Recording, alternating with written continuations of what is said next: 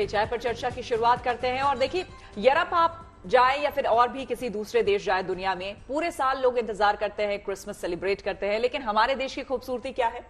हम पूरे साल त्योहार मनाते हैं, फेस्टिव मोड में ही हम रहते हैं। तो ये हमारे देश की सबसे बड़ी खूबसूरती है, या सबसे बड़ी ताकत कह ले कि हम हमेशा फेस्टिव मोड में रहते हैं, खुशियां मनाते हैं, खुशियां बांटते हैं। चंद रोज पहले ही गणेश उत्सव बीता है और अब नवरात्रि की खुमारी छाई है। गरबा डांडिया की खनक अभी से सुनाई देने लगी है। बाजारों की चहल पहल में भक्तों का उत्साह दिखाई देने लगा है। दशहरा, दीपावली, तमाम त्योहार एक के बाद एक दस्तक देने वाले हैं। महाकुंभ की तैयारियां भी शुरू हो गई हैं। इस बार प्रयागराज महाकुंभ कई मायनों में खास रहने वाला है। आस्था के इस महा उत्सव में आने वाले देसी विदेशी श्रद्धालुओं को प्रयागराज में भारत की सनातनी संस्कृति की अद्भुत झलक दिखने वाली है। खास तो इस बार अयोध्या की दीपावली भी होगी। नए मंदिर में रामलला के विराजने के बाद ये पहली दिवाली होगी, लिहाजा इस बार अयोध्या में भी अद्भुत और अभूतपूर्व तैयारियां की गई है। हम ये तमाम खबरें एक एक कर आपको दिखाने भी वाले हैं।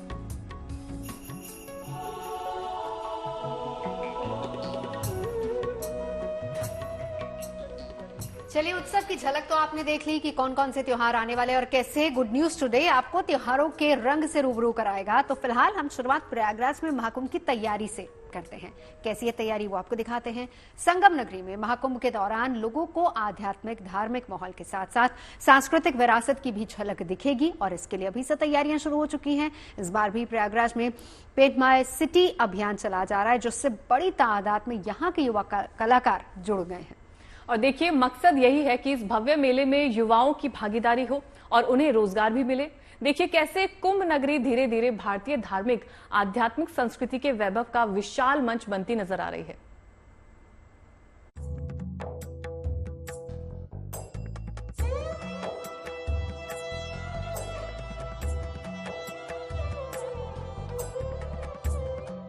दीवारों पर रंग चढ़ने लगे हैं, उन पर चित्र उकेरे जा रहे हैं।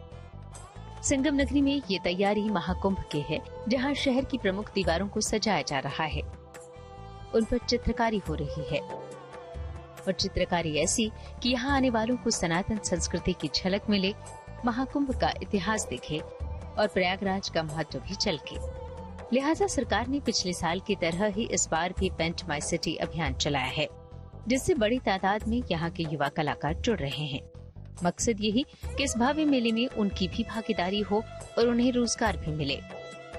और भी जो है, हमने पेंट माय सिटी अभियान के तहत इस तरह का पेंटिंग दीवारों पर पेंटिंग का कार्यक्रम लिया है, जिससे कि सभी प्रयागराज संपूर्ण शहर को, यहाँ के निवासियों को प्रयागराज के इस मेले, इस महात्म से इसी धारा में जोड़ दिया जाए और एक माहौल बन सके कि हाँ, महाकुंभ हमारा जनवरी में जो आयोजित होना चाह रहा है वो अच्छे से सफलतापूर्वक आयोजित हो सके।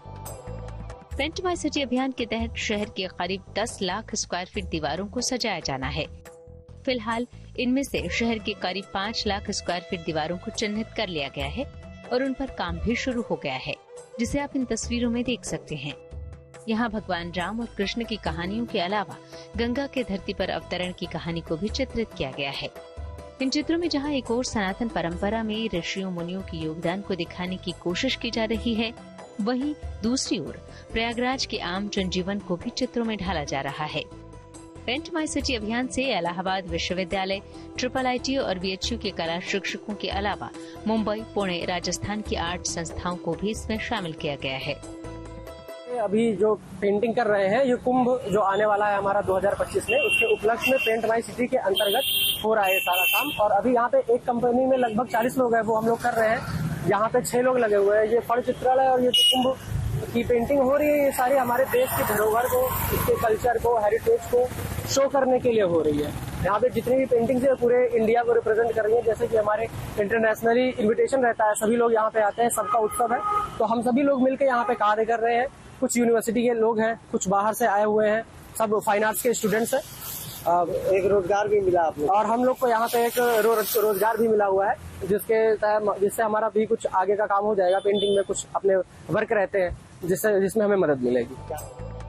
प्रशासन की इस पहल से स्थानीय लोग खुश हैं कि महाकुंभ के बहाने लोग प्रयागराज की लोक संस्कृति, उसके महत्व और इतिहास को जान पाएंगे। सनातन संस्कृति से जुड़ाव महसूस कर सकेंगे।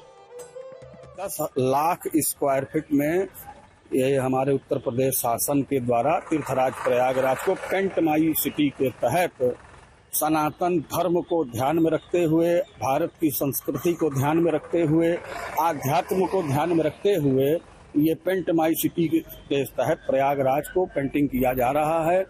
वर्ष 2019 में उत्तर प्रदेश सरकार के द्वारा हम सभी श्रद्धालुओं भक्तों को दिव्य भव्य कुंभ का दर्शन हुआ था। वर्ष 2025 के महाकुंभ में दिव्य भव्य के साथ एक नव्य महाकुंभ का दर्शन होगा। ऐसी मनसा के साथ यह पेंट माई सिटी का कार्य किया जा रहा है। कुल मिलाकर अगले साल 14 जनवरी से शुरू होने जा रहे इस महाकुंभ मेले में श्रद्धालुओं के लिए इस बार तैयारी खास है। अब बस इंतजार 14 जनवरी का है, जब महाकुंभ में एक बार फिर से उमड़ेगा आस्था का सैलाब। गंगा, यमुना और सरस्वती के संगम तट पर बिखरेगा आस्था, आध्यात्म का हर रंग। पूरे 45 दिनों तक चलेगा संस्कृति और इतिहास का उत्सव। प्रयागराज से Anand Raj, good news today. पिछली बार की दीपावली याद है? अयोध्या की तस्वीरें याद हैं? अगर नहीं तो एक वीडियो डला हुआ है गुड न्यूज टुडे के पेज पर, वो जाकर देखिए। इतनी ग्रैंड दीपावली थी, वहां पर करीब 21 से 22 लाख दिए जलाए गए थे और अयोध्या जगमग हो उठी थी। इस बार भी रिकॉर्ड बनाने की तैयारी है। भव्य मंदिर में रामलला की प्राण प्रतिष्ठा के बाद पहला दीपोत्सव होने जा रहा है और इसके लिए जोर शोर से तैयारी की जा रही है। सरयू किनारे घाटों को सजाया और संवारा जा रहा है। बिल्कुल, आपको बता दें इस बार अयोध्या में 25 लाख दीप रोशन किए जाएंगे। पिछले साल 21 लाख दियों को इस साथ अयोध्या का नाम Guinness book of world record है। प्राण प्रतिष्ठा के बाद ये प्रथम दीपोत्सव होगा और इस दीपोत्सव को हम लोग बहुत ही भव्य तरीके से मनाने का प्रयास कर रहे हैं। इस बार टारगेट्स भी बढ़ाए गए हैं। जो हम लोग जो दीपों की जो संख्या होती है उस संख्या में इजाफा हुआ है और वहाँ पर राम की पैड़ी जो मुख्य स्थान होता है जहाँ पर इसका आयोजन किया जाता है, वहाँ पर भी हम लोग एक दर्शक दीर्घा को निर्मित करा रहे हैं ताकि और बड़ी संख्या में हम लोग वहाँ पर दर्शकों को वहाँ बिठा सकें और यहाँ के जो लोकल निवासी हैं हमारे अयोध्या के, वो लोग भी वहाँ पे पिछले वर्षों के मुकाबले अयोध्या का ये बहुत ही ऐतिहासिक त्यौहार बन गया है। बहुत बड़ा त्यौहार दुर्गा पूजा रामलीला का। मैं समझता हूँ कि कम से कम 1,500 से 2,000 पूरे जनपद में दुर्गा पूजा रहा और रामलीलाएं, प्राचीन रामलीलाएं 150 साल पुरानी, 200 साल पुरानी। तो आज नगर निगम और अन्य अधिकारियों के साथ दुर्गा पूजा केंद्रीय समिति की बैठक थी, जिसमें उन व्यवस्थाओं को कैसे और बेहतर करें और आने वाले समय में ये दुर्गा पूजा रामलीला और अच्छे तरीके किस प्रकार, उस पर सब चर्चाएं हुई है। अलग अलग सरकारी विभाग अपने स्तर पर इस भव्य आयोजन को कामयाब बनाने में जुटे हैं। इसके लिए हर स्तर पर अहम बैठकों का दौर भी जारी है। प्राण प्रतिष्ठा के बाद से लगातार दुनिया भर के भक्त अयोध्या पहुंच रहे हैं। दीपोत्सव के मौके पर अयोध्या में भक्तों की तादाद और बढ़ जाएगी। ऐसे में भक्तों की सुरक्षा भी अहम मुद्दा है। निश्चित रूप से सभी लोग अपने दायित्वों को पूरा करेंगे और हम आगे आने वाले समय में जो दुर्गा पूजा है, दुर्गा पूजा विसर्जन, प्रतिमाओं का विसर्जन और रामलीला का भव्य आयोजन जनपद अयोध्या में शांतिपूर्ण तरीके से सुरक्षित वातावरण में करेंगे। पिछली बार 21 लाख दियों के साथ अयोध्या का नाम Guinness book of world record में दर्ज हुआ था। इस बार लक्ष्य 25 लाख दियों को रोशन करने का है। Bureau report, good news today. तो अयोध्या में दीपोत्सव की तैयारी आपने देख ली। इस बार कितनी भव्यता और दिव्यता से वहां पर होने वाली है। लेकिन उससे पहले नवरात्र आ रहा है और नवरात्र यानी कि गुजरात। आपको लिए चलते हैं अहमदाबाद, जहां नवरात्र की तैयारी जोर शोर से जारी है। खूबसूरत रंग बिरंगे पारंपरिक परिधानों में गरबा प्रेमी पूरे जोश से गरबा नृत्य के रिहर्सल में जुटे हैं। और नवरात्र के दौरान 9 दिनों तक पूरे गुजरात के पंडालों में धूम रहने वाली है, जिसकी शानदार झलक अभी से दिखाई देने लगी है। आप भी देखिए।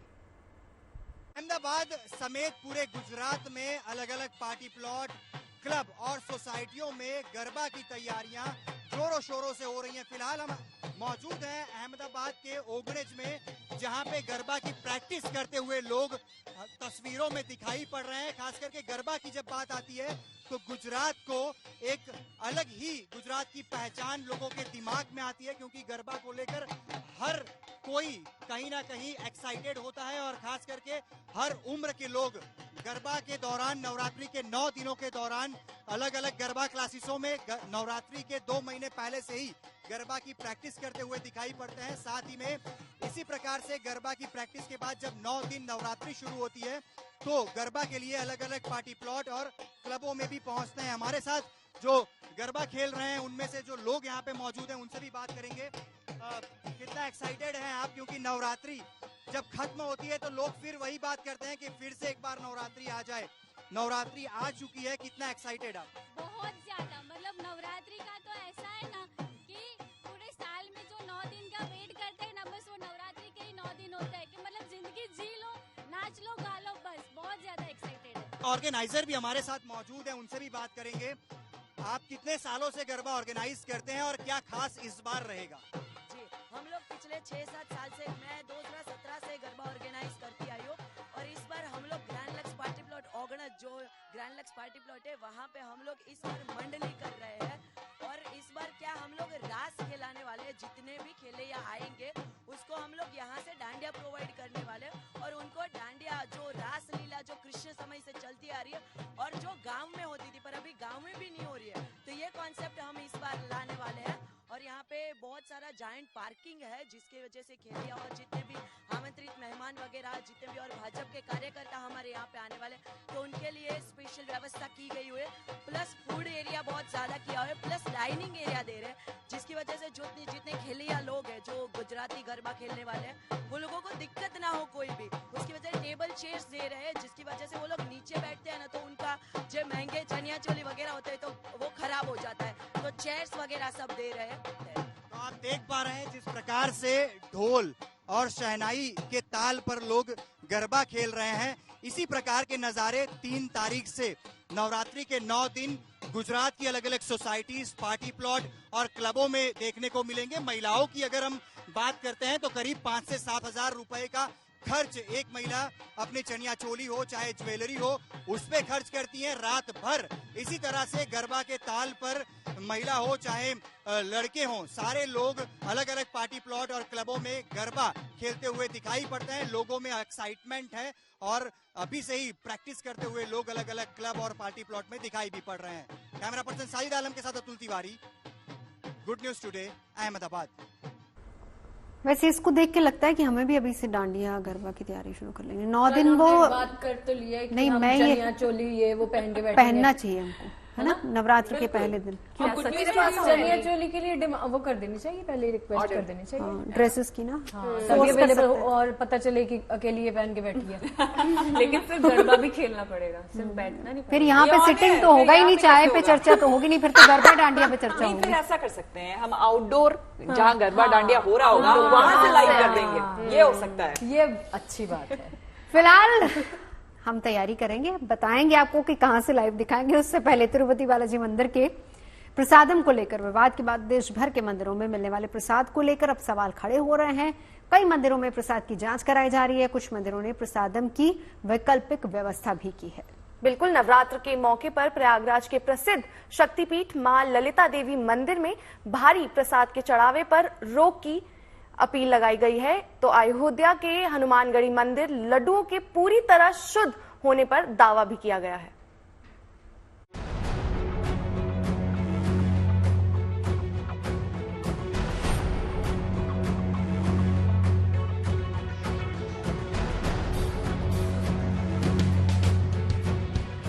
बालाजी मंदिर के प्रसादम पर सवालिया निशान लगने के बाद देश भर के मंदिरों में चढ़ाए जाने वाले प्रसादों पर प्रश्न चिन्ह लग गया। तिरुपति मंदिर की इस घटना के बाद अब हर मंदिर प्रसाद की शुद्धता पर ध्यान दे रहा है। मंदिरों के बाहर मिल रहे प्रसाद पर भी कड़ी निगरानी रखी जा रही है।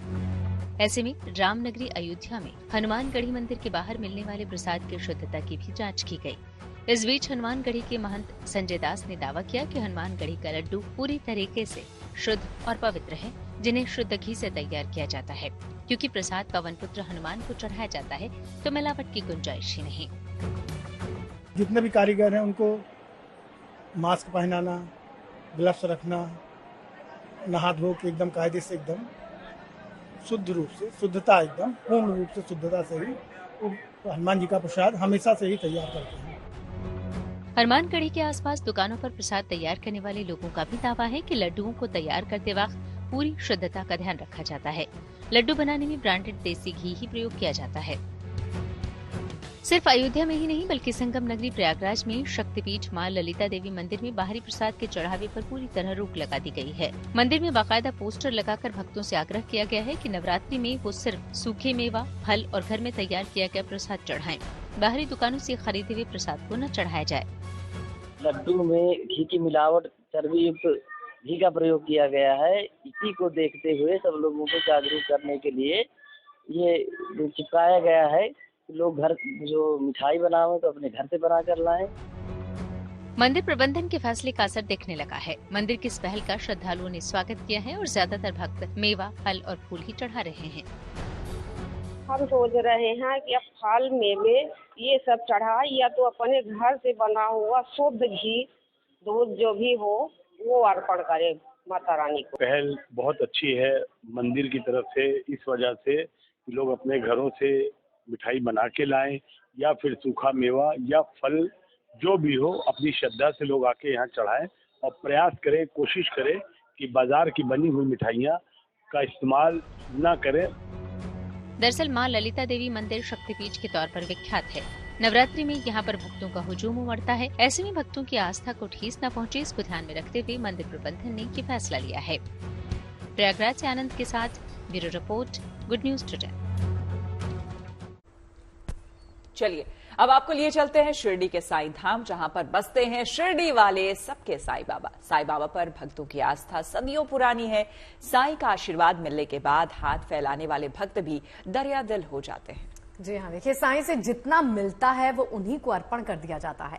ऐसे ही एक भक्त ने साईं को स्वर्ण मुकुट चढ़ाया है। पिछले 5 दिन में साईं के दरबार में 2 बार सोने के मुकुट चढ़ाए जा चुके हैं।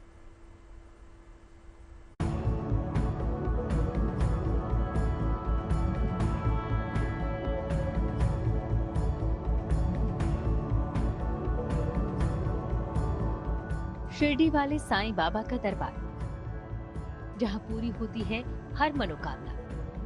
आस्था और भक्ति का ऐसा मंदिर जहां से कभी कोई खाली हाथ नहीं लौटता। राजा हो या रंग, साईं की कृपा हर भक्त पर होती है। उनकी चौखट से कभी कोई मायूस नहीं जाता। साईं के दरबार में शीश नवाने वाले मानते हैं कि साईं सबकी झोली भरते हैं और इसीलिए भक्त अपने साईं के लिए दोनों हाथ से धन दौलत न्यौछावर करते हैं। पिछले 5 दिनों में ये दूसरा मौका है जब शिरडी के साईं दरबार में सोने का मुकुट साईं को चढ़ाया गया हो। 5 दिन पहले दुबई के भक्त ने 110 ग्राम सोने का मुकुट साईं को अर्पण किया था। अब तेलंगाना की रहने वाली भाग्य लक्ष्मी ने 258 ग्राम सोने का मुकुट साईं को चढ़ाया है। सोने के मुकुट पर शानदार नक्काशी की गई है। उसे कीमती पत्थरों से सजाया गया है और इसकी कीमत 17,73,000 बताई गई है। 5 दिन पहले दुबई के एक भक्त ने बिना नाम बताए 12,70,000 कीमत वाला 110 ग्राम सोने का मुकुट साईं बाबा को अर्पित किया था। Nitin Mirane, Shirdi, good news today.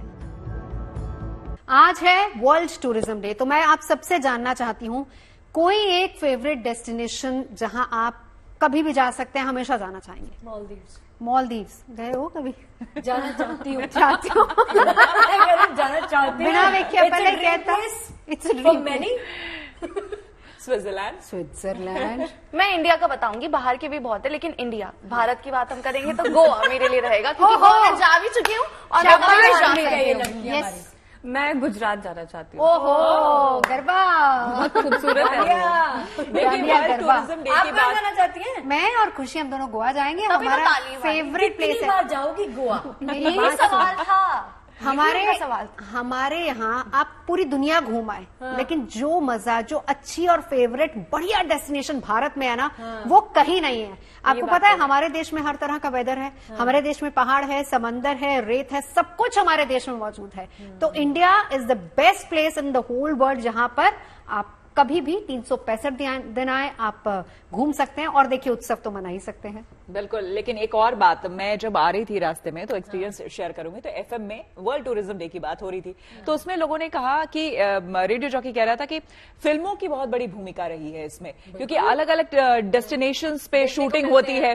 तो हम जैसे अपने देश को तो हम जानते हैं, अपने देश के अलग अलग लोकेशंस को भी फिल्मों के जरिए जानते हैं, लेकिन विदेश कई बार लोग जा सकते हैं, कई बार लोग नहीं भी जा सकते हैं, तो उनको भी जाना। जैसे सबसे ज्यादा जिसकी बात हो रही थी, टोमेटिना फेस्टिवल, कोई नहीं जानता था उसको, उस फिल्म ने जिंदगी ना मिलेगी दोबारा उसको पॉपुलर कर दिया, और इतना कर दिया कि लोग अब जाकर देखना चाहते हैं। तो इसी तरह से हमारे देश की भी खूबसूरती को फिल्मों में इस तरह से दिखाया गया है कि उसको भी जो विश्व के दूर दूर से लोग हैं, आपको हम बताएंगे कि उत्तर प्रदेश में टूरिज्म भाई जबरदस्त बढ़ गया है, इसी वजह से धार्मिक पर्यटन बहुत ज्यादा बढ़ गया है। तो वर्ल्ड टूरिज्म डे के मौके पर भारत का आध्यात्मिक धार्मिक वैभव पूरी दुनिया के आकर्षण का केंद्र बन चुका है, और यहाँ के खूबसूरत प्राकृतिक नजारे वर्ल्ड टूरिज्म के नक्शे पर भारत को और लोकप्रिय बना रहे हैं।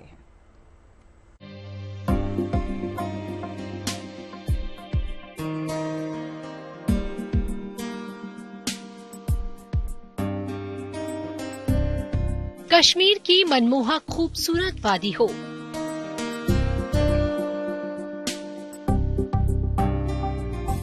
या गोवा के दिलकश बीच की सैर, पर्वतों और समंदर का रमणीक संगम स्थल हो, या रिवर राफ्टिंग, स्कूबा डाइविंग जैसे एडवेंचर का शौक।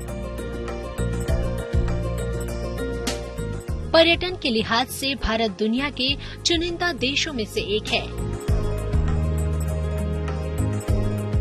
हाल के सालों में भारत में एडवेंचर टूरिज्म के साथ साथ धार्मिक पर्यटन का क्रेज तेजी से बढ़ा है।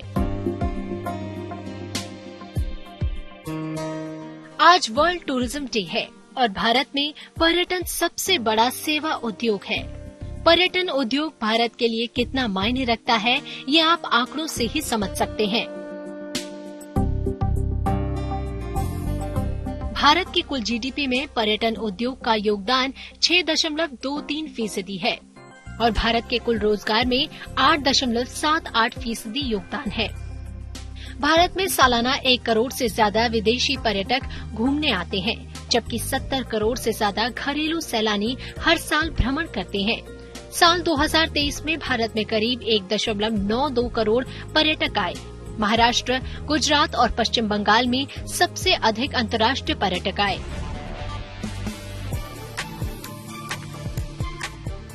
इन आंकड़ों में पिछले कुछ सालों से सालाना बढ़ोतरी देखी जा रही है। इसकी एक वजह ये भी है कि हाल के सालों में भारत में आध्यात्मिक टूरिज्म का क्रेज तेजी से बढ़ा है।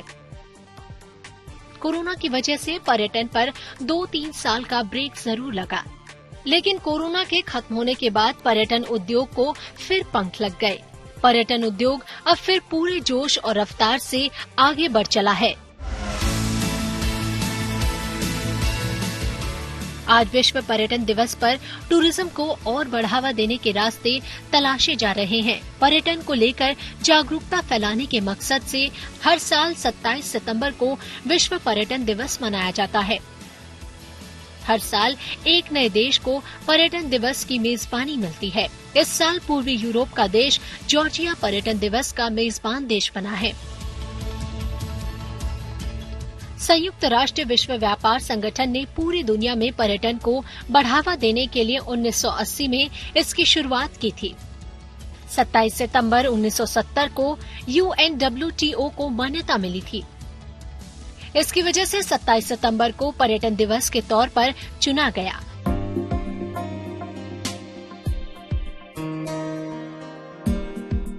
संयुक्त राष्ट्र विश्व व्यापार संगठन हर साल नई थीम निर्धारित करता है।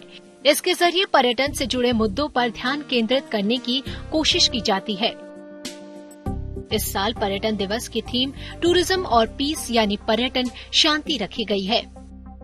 इस थीम का मकसद राष्ट्रों और संस्कृतियों के बीच शांति और समझ को बढ़ावा देना है। साथ ही सुलह प्रक्रियाओं का समर्थन करने में इस क्षेत्र की अहम भूमिका को उजागर करना है। पिछले कुछ महीनों में देश विदेश में टूरिज्म तेजी से बढ़ा है।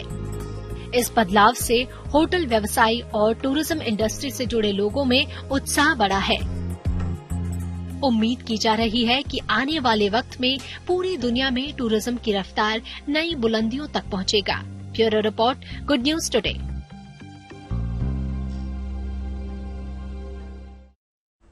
अब देखिए, गोवा की तरह अब हिमाचल प्रदेश के बिलासपुर में भी सैलानी क्रूज की सवारी का आनंद ले पाएंगे। यहाँ की गोविंद सागर झील में पर्यटकों के लिए क्रूज का इंतजाम कर दिया गया है। बिल्कुल, इसके अलावा यहाँ के कोल डैम में लोग वाटर स्पोर्ट्स का आनंद भी ले पाएंगे। अक्टूबर महीने में प्रदेश के मुख्यमंत्री सुखविंदर सिंह सुक्खू इस क्रूज का उद्घाटन करेंगे।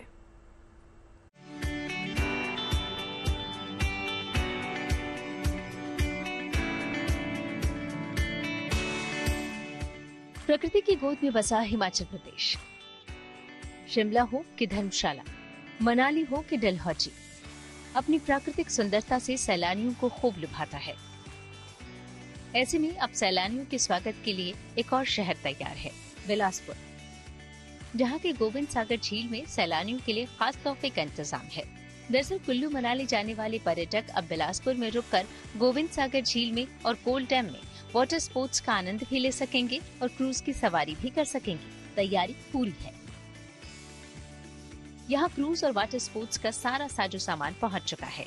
जल्दी ही झील में शिकारा भी उतारा जाएगा। नवरात्रि में इसका शुभारंभ होना है। मुख्यमंत्री इसका उद्घाटन करेंगे। जाहिर है, इस नई शुरुआत से जहाँ एक और यहाँ पर्यटन को बढ़ावा मिलेगा, वहीं स्थानीय लोगों को रोजगार भी मिलेगा। तो अगली बार अगर आप कुल्लू मनाली के लिए निकलें तो अपनी यात्रा के पड़ाव में बिलासपुर को भी शामिल कर सकते हैं। बिलासपुर से Mukesh Kumar, good news today. देखिए, कहते हैं कि हर बड़े सपने की शुरुआत एक छोटे कदम से होती है। छोटा सा ले लेना चाहिए, सिर्फ शुरुआत काफी नहीं, मंजिल पाने के लिए चलते रहना जरूरी है। बिल्कुल, हम चलते रहेंगे और इंसान को श्रेष्ठता मिलती है संस्कारों से, पर सिद्धि होती है व्यवहार से। अगर कामयाबी चाहते हो तो फोकस अपने काम पर करो, लोगों की बातों पर नहीं। बिल्कुल मुस्कुराइए भाई, आज वही कल है जिसका कल आपको फिक्र थी। आपका कल अच्छी खबरों से सजाने सोमवार हम फिर आएंगे, चाय के साथ करेंगे चर्चा आपके साथ।